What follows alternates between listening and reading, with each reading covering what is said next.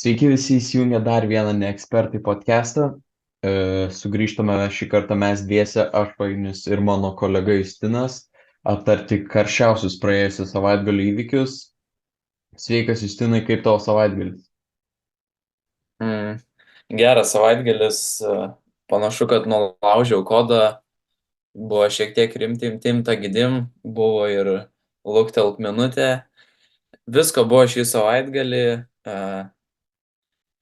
Europos muzikos padangės ir šiaip daugelio televizijos ekranuose buvo Eurovizija, ko gero ir tu žiūrėjai, aš žiūrėjau.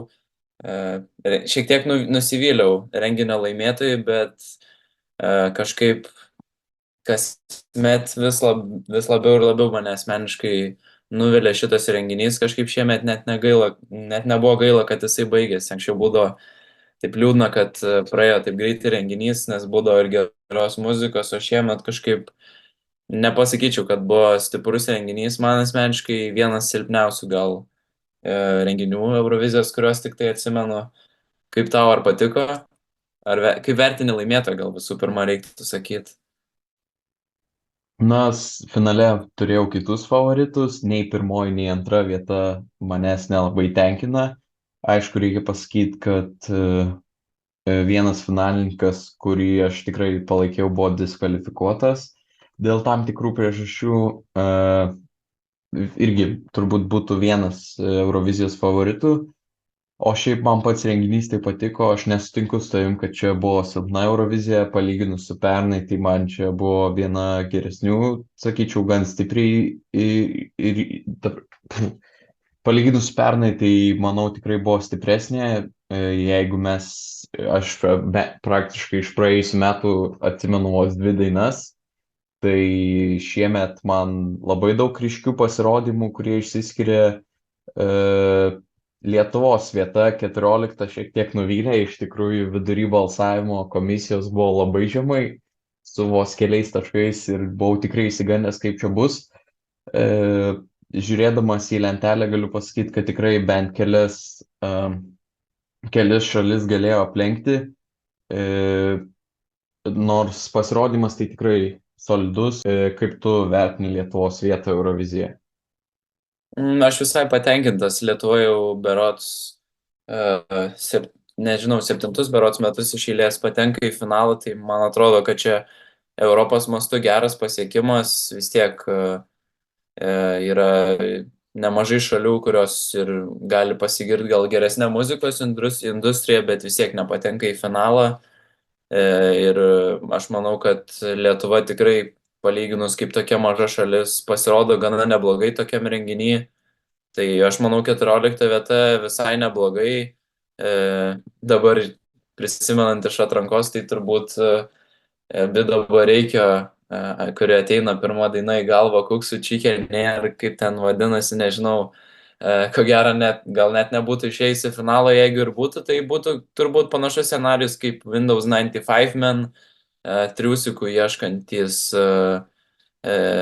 Suomiai, kurie užėmė 20 vietą, tai atsiprašau, 19 vietą, tai man atrodo būtų buvęs panašus scenarius. Lukte gal ir nėra itin stiprus kūrinys, bet jis tikrai yra įsimenantis ir aš manau, kad Lietuva pasirodė gana neblogai. Aišku, norėtųsi, kad pagaliau laimėtų Lietuva Euroviziją. Skaičiau straipsnį, kad ir vietiniai ekonomikai labai yra naudinga, kai Eurovizija vyksta kažkurioje šalyje. Vien iš televizinių peržiūrų teisių milijonai šimtai plaukia į biudžetus, tai aš vis tik manau, tikiu, kad Lietuva drąsiai galbūt sakant, iki 35 metų, manau, tikrai laimės Euroviziją. Dar grįžtant prie šių metų, tavo, sakyčiau, top 3, top 5 dainos šių metų Eurovizijai. Tai pirma vieta, nežinau ar pas tave, bet pas mane Rimtim Takidim. Gaila, kad antrus metus iš eilės tokia ryški daina ir mano favoritė nelaimė, užima antrą vietą. Pernai buvo čia, šiemet Rimtim Takidim. Antroji vietoj dėčiau turbūt Ukrainos pasirodymą.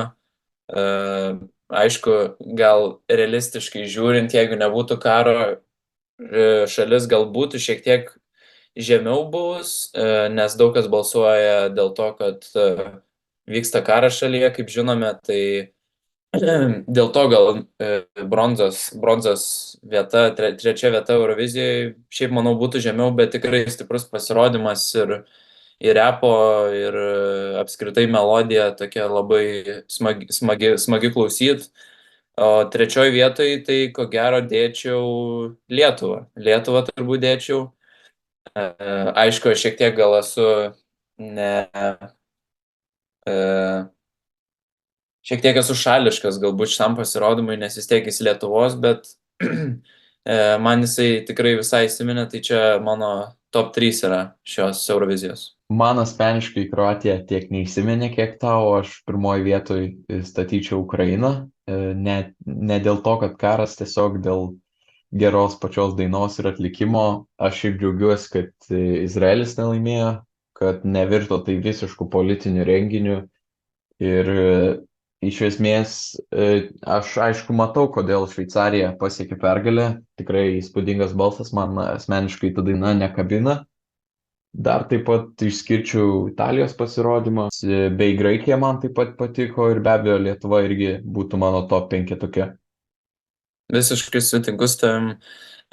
Reikia prisipažinti, per pusfinalį, kai pirmą kartą išgirdau Žuviuko Nemo pasirodymą, šveicaro pasirodymą, manęs jisai visiškai neužvedė. Aišku, tikrai daina stipri vokališkai, kaip ir pats sakėjai, ir sugebėjimai tikrai jo geri, bet nebuvo toks pasirodymas, kad norėtųsi linksėti galvą ar kaip nors šokti, ar nežinau, manęs asmeniškai neužvedė, per finalą jau buvo šiek tiek geriau, bet dabar turiu pasakyti, kuo daugiau klausau ir pavyzdžiui, klausant pačios dainos be pasirodymo, man jinai pradeda vis labiau patikti ir nori, nenori dienos metu visai nemažai laiko būna, kai tiesiog daina pati skamba galvoje ir niekaip negaliu jos išmest. Jeigu reiktų rinktis, Justinai, ar Eurolygos Final Four, ar Eurovizija, ką pasirinktų? Jeigu tą pačią dieną būtų? Jo, tą pačią dieną, Final. tą pačią minutę, tą pačią valandą gali tik vieną rinktis. Tai, nu, kadangi Final Fouras trunka trumpiau, tai rinkčiausi Final Fourą, o po to įsijungčiau Euroviziją pažiūrėti. Negali taip. Ta prasme, sutrumpina Euroviziją, padaro taip, kad lygiai baigtųsi. Tai tada žiūrėčiau per 2 ekranus, žiūri krepšinį ir klausau muziką. Negali, turi pasirinkti vieną, užlūžta internetas, ta prasme, gali tik va per televiziją įsijungti ir tau 2 kanalai. Ir perimti kanalų irgi negali. Bet atsisukt galiu. Ne, atsisukti irgi negali, tu turi laukti Eurovizijos ir Final Four kitų metų. O, čia pasirinkimas labai sunkus, bet kadangi krepšinį galiu visus metus žiūrėti, tai rinkčiausi Euroviziją, nes tai tik tai labai trumpas renginys, savaitę trunkantis.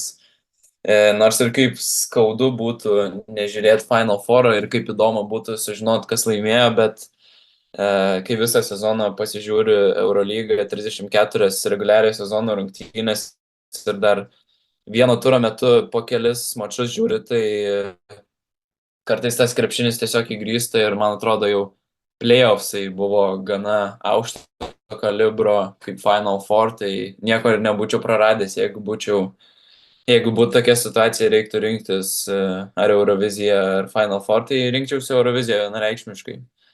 Manau, tu sutinki su manim.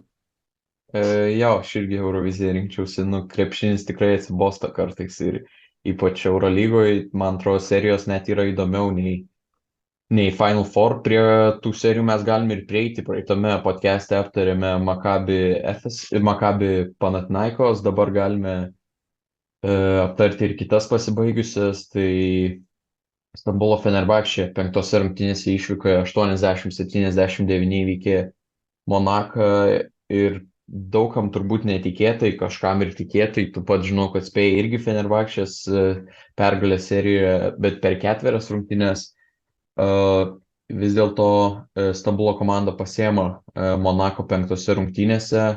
Justinai, kokie svarbiausi akcentai iš šios serijos? Neklydau sakydamas, kad Šaras yra serijų ekspertas, jau patenka 5 kartą į finalo ketvirtą su trečia komanda, su Barcelona 3 kartai, su Žalgiriu ir su Fenerbahče, tai Šaras kol kas nepraleido nei vieno finalo ketvirto nuo 2020 metų. Man atrodo, Šaras tikrai saldžiai atkeršė Barcelonai, kuri dėja nepateko į finalo ketvirtą ir dabar galės žiūrėti į Šarą kaip į tolstantį laivą nuo kranto, žinant, kad jisai jau kas buvo, tas pražuvo ir niekas nebegrįž. O iš rungtynių tai turbūt didžiausias akcentas, kad Fenerbahčei krito tritaškiai. Gal ne visas rungtynės, bet 15 tritaškių iš 35, 43% pataikymas. Fenerbahčė išsimetė daugiau tritaškių nei dvitaškių ir pataikė daugiau tritaškių nei dvitaškių. Daugiausiai įmetė Scottie Wilbekinas ir rungtynių pabaigoje ir pirmoji pusėje įleidė balionus ir vienu metu jau, kai atrodė, kad Monakas pabėgs ir Fenerbahčei bus labai sunku pasivyti, Scottie Wilbekino tritaškiai būtent ir padėjo išlikti rungtynėse. Antroje pusėje gerą atkarpą turėjo Biberovičius. Per kiek mažiau nei 20 minučių 13 taškų, 3 tritaškiai, itin efektyvus pasirodymas, aišku, gale patirta trauma ir negalėjo jisai paskutinių minučių praleisti aikštelėje, bet plikasis erelis Stambulo Nikas Kalatis, taip jį vadina komandos draugai The Bald Eagle, tai Kalatis iki paskutinės minutės buvo įmetęs tik 1 iš 8 tritaškių. 8 tritaškiai per rungtynės jau yra daug, bet pasitikėjimo nestokojo rungtynių pabaigoje, įmetė iš kampo tritaškį. Pradžiai Monakas atsakė Michael Jameso floateriu ir atrodė, kad Fenerbahčei užsidarė duris, bet prieš Kalatį vėl buvo rizikuojama ir visiškai laisvas išsimetė tritaškį ir pataikė. Nerealus pasirodymas Fenerbahčės rungtynės, tikrai aukšto kalibro. Pratęsimas, reikia pabrėžti, buvo šiose rungtynėse, jeigu neklystu. Pratęsimas. Tai pratęsimas buvo, prisiminiau, Okobo. Šiaip, manau, Monakas pats kaltas, nes paskutinė ketvirtojo kėlinio ataka turėjo pats Monakas, berods 20 sekundžių ataka, kažkas panašaus. Bet Okobo iki paskutinių sekundžių minkė kamuolį, Michael Jamesas atrodė nepatenkintas, kad jis negavo kamulio. Ir Okobo paleido visišką nesąmonę, mano nuomonė. Tai Monakas pats kaltas, aišku, šiek tiek gaila Donato Motiejūno, bet aš džiaugiuosi, kad Šaras išeina į finalo ketvirtą ir susitiks su Panathinaikosu. Man asmeniškai bus labai sunku išsirinkti, už ką sirgt. Dvi komandas palaikau, abi mėgstu. Kiek buvo netikėta, kad Fenerbahčė įveikė būtent išvykai, nes reikia pasakyti, buvo sukurta istorija, dvi komandos netgi laimėjo 5 rungtynės išvykoje, kas iki tol nebuvo padaryta. Ar čia Fenerbahčė geras pasiruošimas, ar kaip aš sakiau, Monako tiesiog prisižaidė rungtynių pabaigoje? Tai manau ir tas,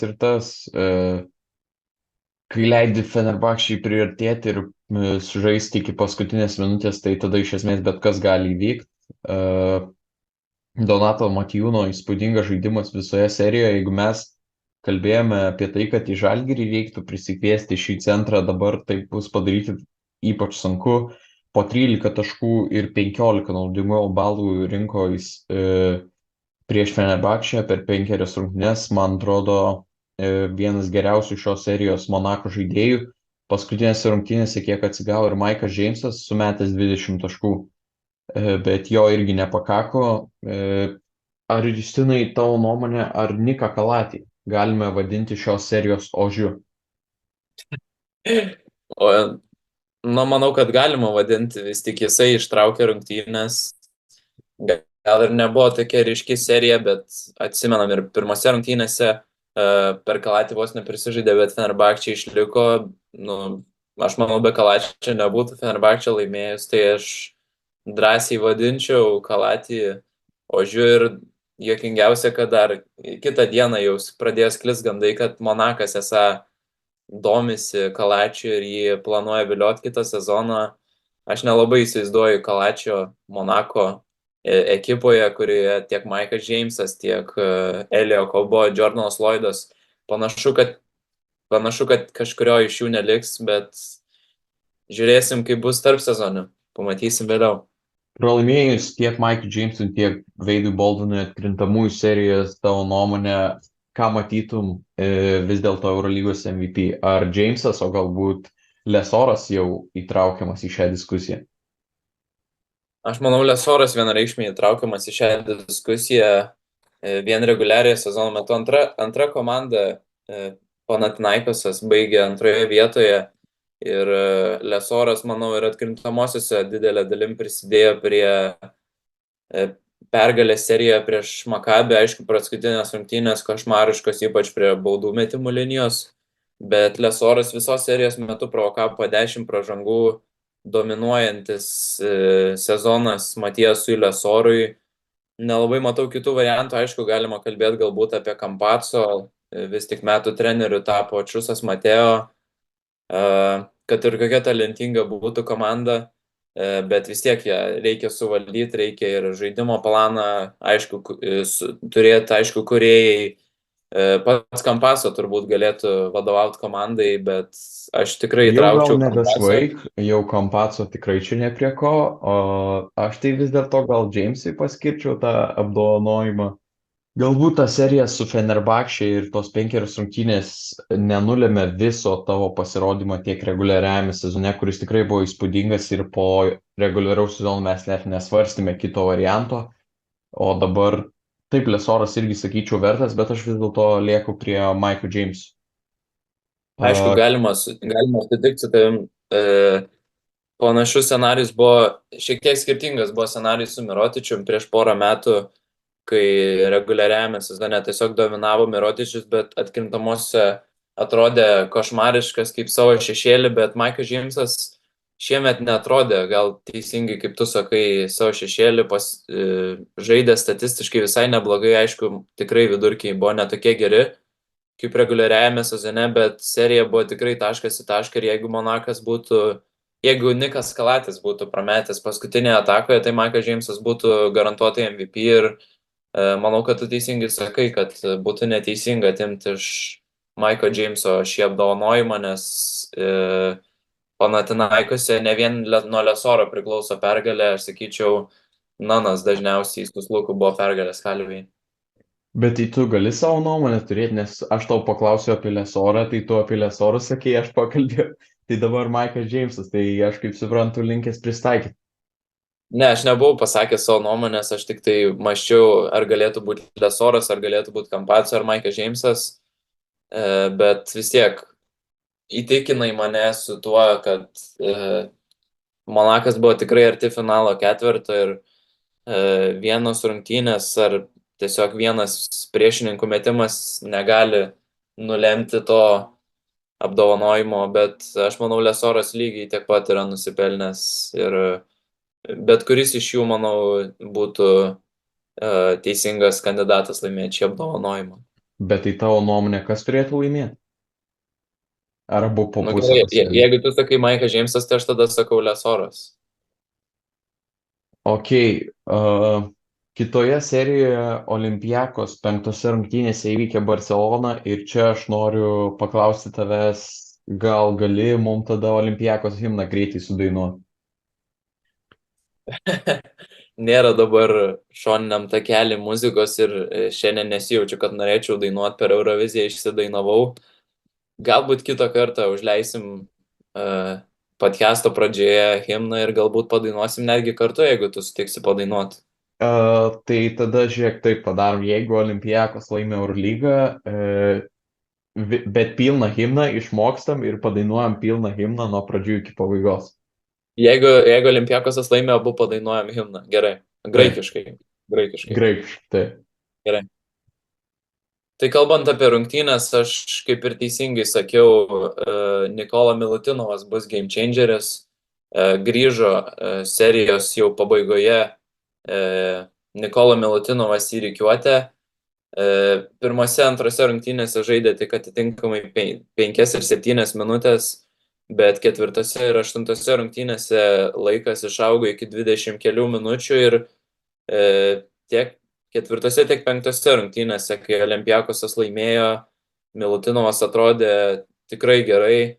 Aišku, taškais galbūt neišsiskyrė, bet atkovotais kamuoliais ir, sakyčiau, netgi labai stipriai pristabdytų, net užgesintų, galbūt galima būtų sakyti, Janų Veselį, tiesioginių konkurentų Milutinovo paskutinėse rungtynėse. Veselį turėjo tik 6 taškus ir -2 naudingumo balus, košmariškas pasirodymas. Vienas atkovotas kamuolys per 27 minutės, 4 klaidos, 4 pražangos. Tai tiesiog tragedija pasirodymas ir buvau teisus sakydamas, kad Milutinovas bus game changeris. Aišku, stebint statistiką, Makisikas šiai serijai tikrai gana nemažai prisidėjo ir nukalė vienas ar galbūt netgi 2 rungtynes, sakyčiau, Olympiakosui. Ar tu prognozavai Olympiakoso seriją pergalę irgi? Aš ir sakiau, man atrodo, 3-2 Olympiakos. Tai šioje serijoje atrodė visai neblogai ir Papa Nikolau, nors Volkupas ir netrodė stipriai, bet laimėjo geriausiai besiginančio Eurolygos žaidėjo titulą. Man šiek tiek buvo netikėta, aš tikėjausi, kad laimės Jerayanas Grantas šį titulą. Aišku, čia žaidėjai yra labai lyginama tarpusavyje, bet šiek tiek po traumos ir po prastų pasirodymų Grantas nusimušė savo vertę ir aš dar atsimenu, kaip Basket News podcast'e susilažino Lekšas berods su Tiškevičium, ar Evansas surinks daugiau nei 15 taškų ar naudingumo balų prieš Panathinaikosą Kaune, Evansą ginant Jerayanui Grantui, ir Evansas sužaidė geriausią sezono rungtynės, 38 naudingumo balai. Nežinau, ar įeina į Granto vertinimą šios rungtynės, bet tos rungtynės, kai Evansas taip dominavo, tikrai, manau, šiek tiek numušė Granto vertę. Kaip manai, ar Volkupas buvo vienas iš Olympiakoso pergalių kalvių ir ar jisai tikrai turėjo tiek daug įtakos gynyboje ar puolime, kad Olympiakosas pateko į finalo ketvirtą, net neturėdamas namų pranašumų? Playoffuose nemanau, kad Volkupas turėjo gerą seriją, bet reguliariajame sezone tai tikrai buvo viena tų priežasčių, kodėl mes Olympiakosą matėm top 6, ko iš tikrųjų daug kas nesitikėjo, nes gynėjų linija, atrodo, palyginus su kitom Final Four komandom kažkiek skurdoka. Paskutinėse rungtynėse abiem komandom labai nekrito tritaškiai. Volkupas 1 iš 4, Kenunas 0 iš... Volkupas 1 iš 6, Kenunas 0 iš 4. Tas pat Laprovitola Barcelonai 2 iš 7, tai labai sunkus krepšinis žiūrėti buvo Barcelonoje, bet manau laimėjo geresnė komanda, bent jau toje serijoje, ir Olympiakosą antrą kartą iš eilės matysime finalo ketvirtį. Ten jie susikaus su Madrido Real. Mačiau, dar išėjo ir All EuroLeague Teams. Šiandien gal apžvelg trumpai, kas buvo netikėta. Aš vėliau paminėsiu savo angliškai snubus, kurie buvo nusnubinti iš šito sąrašo ir kurie turėjo būti jame.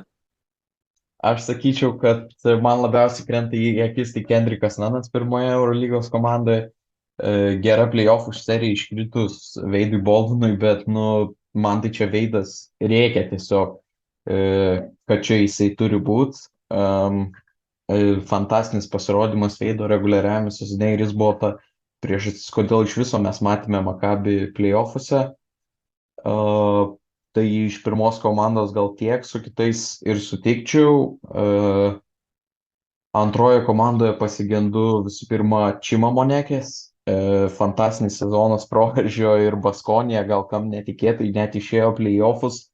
Nesuprantu, ką čia veikia Lorenzo Braunas. Mario Hezonį aš taip pat keičiau, gal išeina Larkiną. Tikrai būtų daugiau nuspelnęs. Arba jeigu Hezonė palik, tai tada Kostas Luka meščiau iš penketų. Nu, tikrai čia daug variantų gali prigalvot, kurie tikrai yra žymiai vertesni būti šiuose penketukuose. Manau, daug prisidėjo čia fanų balsavimas. Aš kiek stebėjau jį, tai visą laiką PAO žaidėjai ten dominavo, nes tiesiog daug fanų jie surenka. Tai kažkiek gal yra ir nesažininga. Ir aš kai pamačiau, man tiesiog norėjosi pacituoti Dainių Adomaitį. Jūs juokaujat, ble? Tai tokia gal būtų reakcija apie šias komandas.